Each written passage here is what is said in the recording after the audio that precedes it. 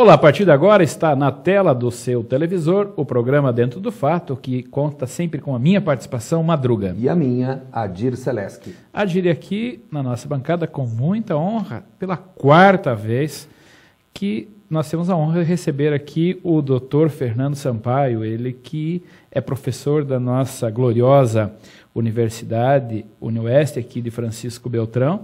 Já veio no programa outras vezes, a gente já falou sobre China, falamos aí sobre a África e também sobre a bomba de Hiroshima. E nesse programa o tema hoje que nós vamos falar, né, doutor, é sobre Cuba. Este país que oficialmente é reconhecido por República Cubana, governado pelos irmãos Castro desde 1958, ou seja, após a Revolução Cubana, país que tem 11,7 milhões de habitantes. Pasmem, telespectador, apenas 0,2% da população cubana é analfabeto. O termo de idade, estimativa de idade do povo cubano, 77,8 anos. E aí, doutora, a pergunta para a gente já começar a travar esse debate. Como que o senhor define politicamente, economicamente e socialmente este país chamado República Cubana? Então, agradeço mais uma vez ao convite, né, do Madruga e do Adir. É sempre uma honra a gente estar aqui conversando com vocês e conversando com os telespectadores. E Cuba é algo muito interessante da gente debater, né? Hoje, o que a gente definiria como Cuba? Ele foi a primeira experiência na América Latina de um rompimento com o imperialismo norte-americano. Então, a gente tem um marco no século XX, que é a ação direta dos Estados Unidos em praticamente toda a América Latina, e Cuba, né, com a sua revolução em 1959, né, 1º de janeiro de 59 é tomado o poder em Cuba, né, pelos revolucionários, caindo a ditadura do Fulgêncio Batista, e a partir daí, então, você tem um governo que passa a não obedecer mais às ordens diretas dos Estados Unidos. Então, eu acho que essa experiência, por si só, de rompimento com os Estados Unidos, já colocaria Cuba como um exemplo a se tomar por outros países latino-americanos. Mas não foi só isso que Cuba fez. Cuba, a partir da década de 60, acaba se tornando cada vez mais próxima à União Soviética, em grande parte por conta do enfrentamento direto dos Estados Unidos com os revolucionários. E essa proximidade com a União Soviética vai fazer com que se torne também o primeiro país socialista na América Latina. Então, hoje a gente define Cuba como um país socialista ainda, provavelmente se aproximando um pouco mais do modelo chinês de socialismo, né? Agora com Raul Castro no poder, pelas informações que tem, está existindo uma abertura econômico-comercial mais próxima ao que a China, Vietnã tem praticado, então provavelmente teremos algumas mudanças significativas em Cuba. Agora, Fernando, eu pergunto assim, questão hoje a gente tem uma visão, você falou, eles romperam com os Estados Unidos e de repente a mídia nacional hoje ela é liderada por notícias que partem dos Estados Unidos. E a população hoje mundial tem uma ideia de que Cuba é um regime fechado, é um regime ditatorial. Como é que você vê isso, a questão do relacionamento do governo com o povo? É um governo de opressão em cima do povo? Então, Adir, sempre quando a gente faz essa comparação, né, algumas coisas é importante a gente lembrar. Os cubanos votam no médico que eles têm no seu bairro. Os cubanos votam em todos os representantes locais. Os cubanos votam para praticamente tudo que é importante dentro da sua comunidade. Ou seja, é uma democracia participativa muito intensa. Não existe o voto direto para a presidência da nação, né? O cargo, então, ocupado inicialmente pelo Fidel Castro e agora pelo Raul Castro. Ora, mas se a gente for comparar com o regime norte-americano, é um regime muito mais democrático que o próprio norte-americano. os cidadãos norte-americanos também não votam no seu presidente. A gente às vezes tem essa visão equivocada de que o americano está votando no presidente. Não, ele vota nos representantes que vai formar um colégio eleitoral que vão eleger o presidente. Em Cuba, a mesma coisa, né? Em Cuba, diferente do Brasil, por exemplo, ou diferente dos Estados Unidos, você pode se candidatar a qualquer cargo eletivo sem participar de nenhum partido político. Então se critica... Não há necessidade de estar vinculado a nenhuma sigla partidária. Não. Vamos dizer, você tem um regime de partido único? Sim. O Partido Comunista é o partido único, com as várias tendências que podem existir dentro dele, mas é um partido único. No entanto, você não precisa estar num partido político para se eleger. Dessa forma, eu entendo que existe uma democracia, não é a mesma democracia americana, não é a mesma democracia ocidental, vamos dizer, que a gente conhece, mas não considero o termo ditadura, o termo ditadura acaba sendo muitas vezes colocado como todos os países que se apresentam em oposição aos Estados Unidos são considerados ditadores, independente de qualquer coisa. Mas essa questão da ditadura, o que se tem colocado na mídia internacional é que Cuba é acusada por inúmeras violações dos direitos humanos. Como que é a relação agora com a administração antes do Fidel, agora do irmão Raul? Diminuiu essas acusações, ou seja, ocorrem mesmo essas violações aos direitos humanos no país de Cuba? Uma das maiores violações dos direitos humanos que nós temos hoje acontece em Cuba, de fato. Só que no sul da ilha, na parte chamada Guantánamo, que é um território ocupado pelos Estados Unidos, onde os Estados Unidos colocou uma prisão política na qual os prisioneiros sequer têm direito a advogado, sequer têm direito a comunicar com seus familiares, sequer têm direito a saber do porquê estão sendo acusados. Guantánamo foi uma base militar norte-americana na ilha de Cuba, que mesmo depois da Revolução não conseguiu se retomar esse território, ou seja, uma parte da ilha ocupada pelo imperialismo norte-americano. E lá sim, nós temos as piores condições, piores violações dos direitos humanos. Normalmente o pessoal fala em Cuba em romper os direitos humanos e não respeitar os direitos humanos, normalmente em relação ao quê? O principal é, na verdade, algo que não é dos direitos humanos, mas acabou entrando no bolo, que é o direito à propriedade. Quando da Revolução, em 1959, foi retirado o direito de propriedade das empresas norte-americanas ou das empresas estrangeiras que estavam lá. Nisso houve a fuga de várias pessoas para Miami, na qual começaram a articular ataques à ilha. Ora, nesses ataques à ilha, interna e externamente, você acaba prendendo seus opositores políticos ou as pessoas que estão se organizando para atacar o governo central. Isso em qualquer parte do mundo.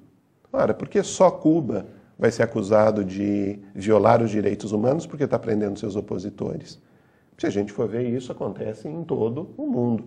Talvez um dos maiores exemplos é a gente ver o caso do Julian Assange, preso, né, na Embaixada do Equador na Inglaterra, porque se ele sair de lá, ele vai ser preso. Por quê? Porque falou a verdade. Mas chegamos ao final do nosso primeiro bloco, voltamos logo em seguida, não sai daí. Estamos falando com o Dr. Fernando Sampaio, ele que é professor da UniOeste, claro, falando sobre Cuba.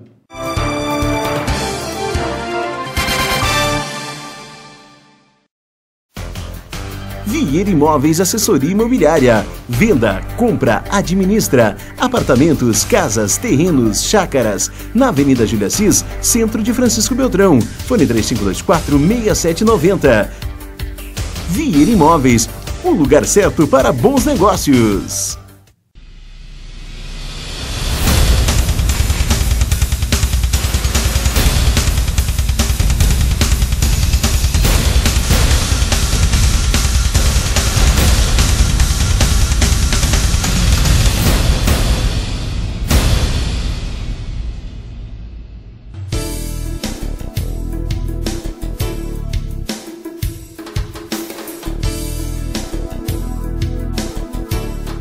Economiza combustível e tem melhor desempenho.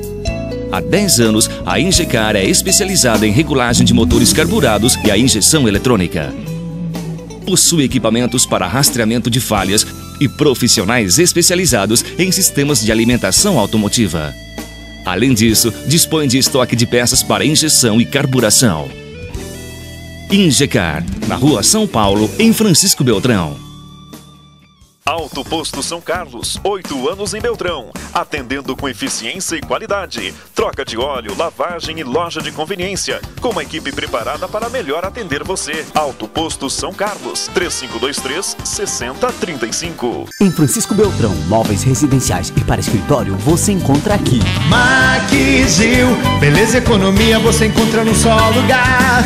Maquigil, móveis pro seu bem-estar.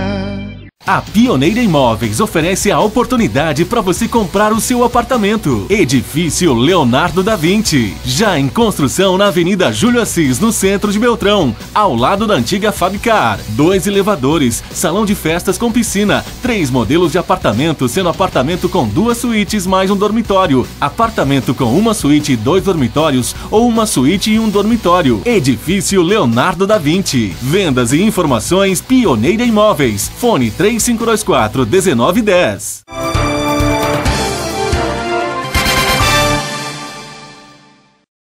Iniciamos o segundo bloco no programa Dentro do Fato, aqui na TV Beltrão, conversando com o Dr. Sampaio. Doutor, é comum a gente ouvir pessoas de vários países a fazer um comentário bastante vantajoso a Cuba em relação à educação e à saúde. Nós já falamos que praticamente Cuba, o analfabetismo é quase zero. Mas na saúde tem um fato também que é importantíssimo. Em Cuba tem 6,3 médico para cada 1.000 habitantes. Enquanto que aqui no Brasil nós temos 1 médico para cada 1.000 habitantes. Essas inaltações que fazem ao povo cubano na saúde e educação são pertinentes? Sim, são pertinentes. A gente tem nesse histórico, no pós-revolução, Cuba investiu pesadamente, obviamente com a ajuda da União Soviética, investiu pesadamente na saúde e na educação. Então hoje, não é apenas ter erradicado o analfabetismo em Cuba, ou seja, quando você tem 99,89% de alfabetizados, você pode dizer que você erradicou o analfabetismo. Mas é saber criar um sistema, criar poderíamos chamar assim, né, uma tecnologia de erradicação do analfabetismo. Quando Hugo Chávez toma o poder na Venezuela, Rafael Correa no Equador, e eles fazem uma parceria com Cuba, a exportação dessa tecnologia de erradicar o analfabetismo foi passado para a Venezuela e para o Equador. E em pouquíssimo tempo, Venezuela e o Equador conseguiram erradicar analfabetismo também. E só para os nossos telespectadores entenderem um pouco, o Brasil hoje, infelizmente, detém 9,1% da população brasileira de analfabetas. E isso é péssimo, né? Agora, eu te pergunto, Fernando, qualidade de vida da população lá, qualidade de moradia, digamos assim, o poder aquisitivo da população, ou condições de viajar, consumo, como é que está hoje a situação hoje do cubano? É um país pobre, é uma população pobre, né? Conversando com colegas que visitam Cuba, vocês percebem, existe nós falamos muito do nosso jeitinho brasileiro e lá existe um jeitinho cubano de lidar com essa pobreza. Melhorou muito nos últimos anos. Porque o que a gente tem como marco em Cuba? Existe a ajuda soviética enquanto houve Guerra Fria, 1990. Essa ajuda cessa e eles vão tentar retomar a sua economia pelo turismo. Um bloqueio econômico dos Estados Unidos desde 62 que impede muitas vezes de chegar alimentos na ilha. Então é um país pobre, mas é um país que tem aprendido a lidar com essa pobreza e tem havido um crescimento econômico considerável nos últimos anos. Agora, uma coisa interessante, Madruga e Fernando, né? Cultura e educação não estão associados necessariamente com a questão de qualidade de vida, né? Porque eles têm cultura, têm educação, mas a pobreza, me parece, ela é bastante alta, né, na ilha. Sim, vai existir uma pobreza econômica. Sim. Mas não existe desempregados e não existe criança que passa fome. Isso eu acho um dado importantíssimo. Mesmo com a pobreza alta, né, no país, é um país pobre, mas aquela população consegue garantir toda criança na escola, nenhuma criança na rua e toda criança tem o que comer. Porque nós temos aquele conceito, né, de que quem tem cultura, quem tem estudo, vai ter uma condição econômica, uma boa qualidade de vida. Não é uma regra em Cuba, né? Onde, na verdade, eles, talvez, em função disso, exatamente desse bloqueio econômico, tiveram que aprender a sobreviver com aquilo que tinham, mas não perderam o incentivo e a coragem para continuar estudando. Sim.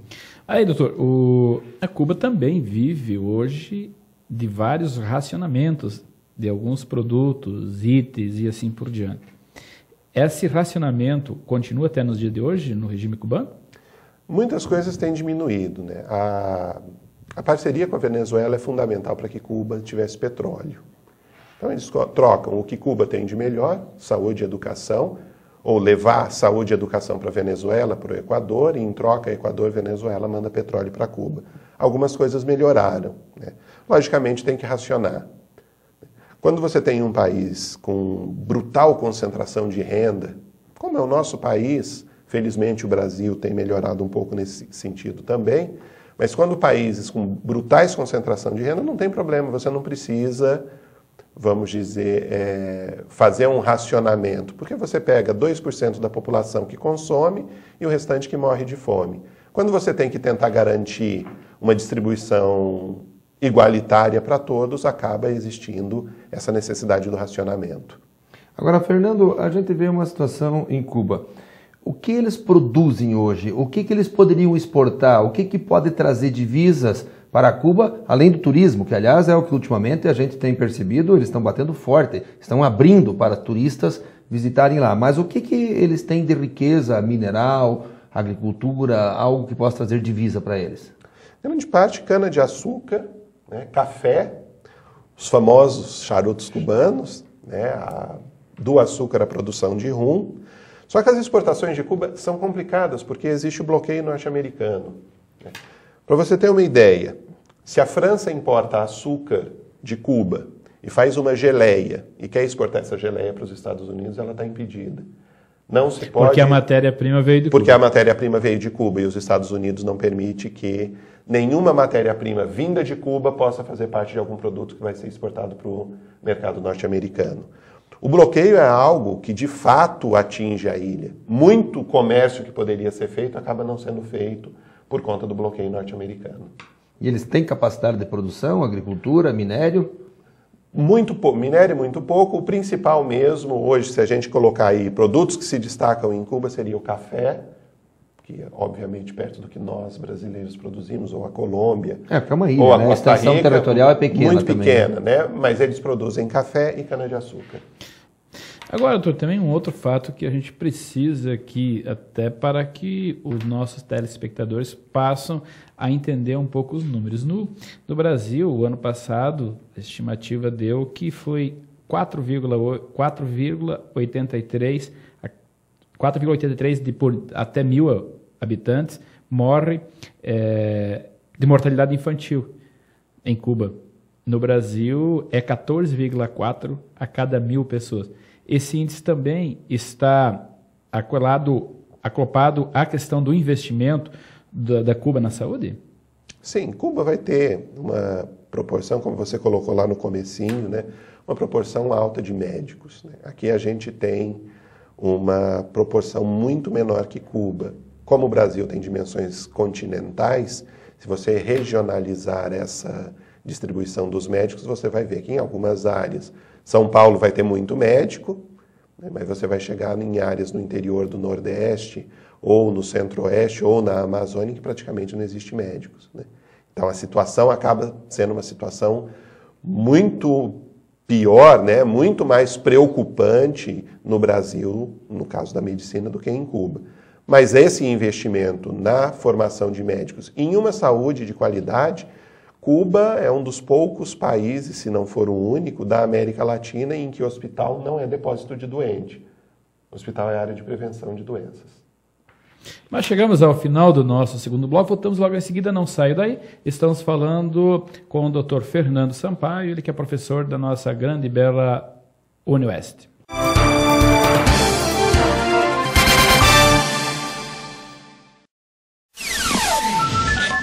Na hora de automatizar o sistema fiscal, comercial ou contábil da sua empresa, você não pode abrir mão da qualidade e confiabilidade dos sistemas com o CISAnet.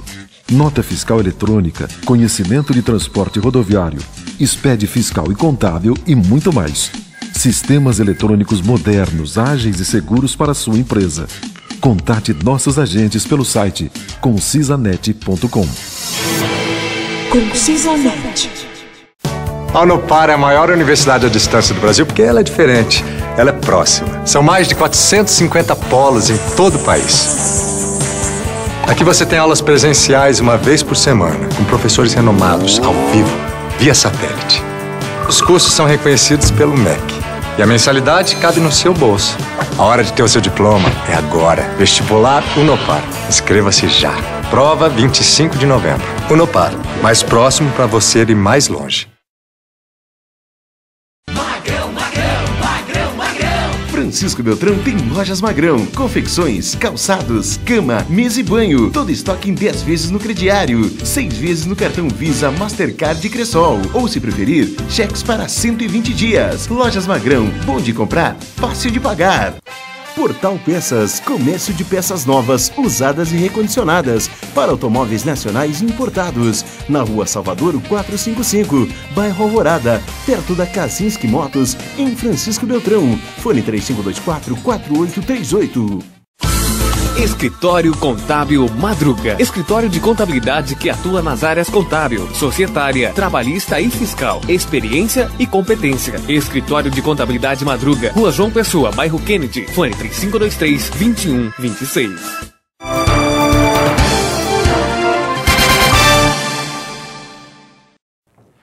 Iniciamos o terceiro e último bloco no programa Dentro do Fato, aqui na TV Beltrão, conversando com o Dr. Fernando Sampaio.